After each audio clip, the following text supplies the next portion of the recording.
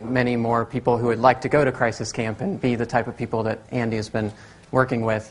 But we have a problem. I'm going to present that problem to you guys. I'm going to present you guys with a cautionary tale.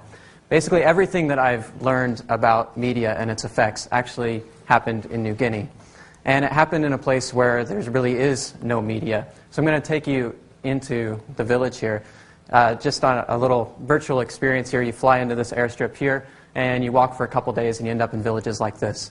And these are places that are really completely off the grid. There's no electricity, no running water, certainly no internet access. And it's in places like this you'll see people they grow their own food.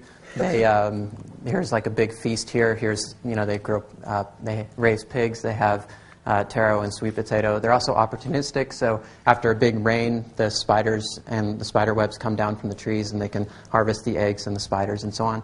They're also, if they're really lucky, they can catch a snake, and the time to catch a snake is right after it's eaten. So it actually turns out it's a 2-for-1 deal. You not only get the snake, but you get what was in the snake.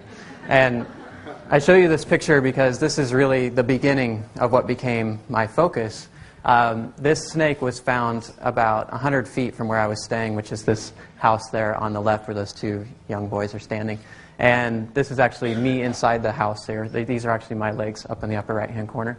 And I'm sitting in this house, and every night I would actually cover myself up in the sleeping bag. I've only been there a week, so I'm still pretty nervous about my surroundings, and there's bugs everywhere. So I'd just seal myself up in the sleeping bag every night.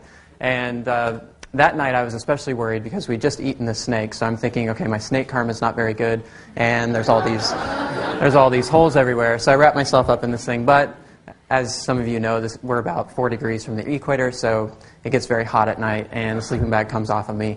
And that very night, I wake up, and the sleeping bag is off of me in the middle of the night, and I wake up, and there's this thing laying across my chest. It's about this big around. And so I freak out, and I grab it with my left hand, and I throw it off of me. But as I throw it, I roll with it. And so somehow I'm wrapped up in this thing, but I managed to get it pinned down with my left hand. And it's pitch dark, I can't really see anything, but I got pinned down with my left hand. And I try to move my right arm so I can pin it down with 2 arms, but I can't move my right arm. And it's about this time I realize I've actually pinned down my own right arm like this.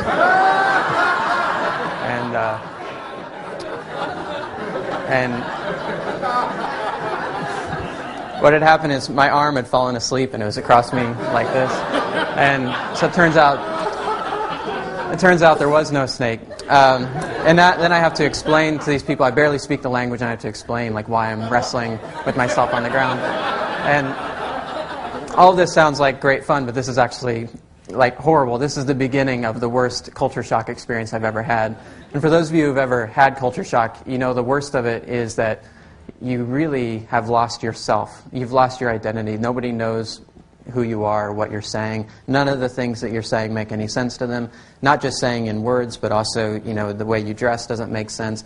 None of the signals you're sending off make any sense. So you're really like a child again. This is actually why anthropologists do what we do. We want to become children again and learn a new world in a new way with open eyes. And so that's essentially what I had to do. I had to be a child again, learn how to be in this other world. And as I was navigating this world, which is completely unmediated in any sense that we think of the word, I realized that it was very different. And one of the main differences is that people here are not so concerned about who they are with their identity, but they're more concerned with their relationships. And that comes from the fact that they basically know everybody that they ever see. And secondly, they don't have CVs and resumes and Facebook profiles and all that stuff as external representations of themselves, which convince us that we need to really be careful about how we present ourselves and so on.